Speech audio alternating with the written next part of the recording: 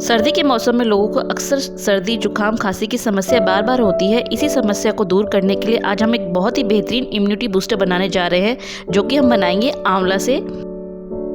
इसको बनाने के लिए हमें चाहिए 3 से 4 आंवला और इसको हम बारीक इस तरह से काट लेंगे। अब हम एक बॉटल लेंगे जिसके अंदर हम थोड़ी सी काली मिर्च डालेंगे, करीब 8 से 10 काली मिर्ची हम इसके अंदर डालेंगे।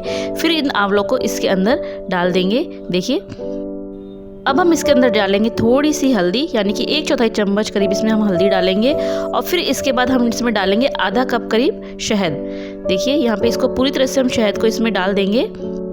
अब इन आंवलों को आप 3 से 4 दिन के लिए धूप में रखिए और फिर उसके बाद रोजिना सुबह खाली पेट रोजिना एक आंवले का सेवन कीजिए। ये आपकी इम्यूनिटी तो बढ़ाएगा ही, साथ ही किसी भी तरह की इन्फेक्शन से भी आपको दूर रखेगा।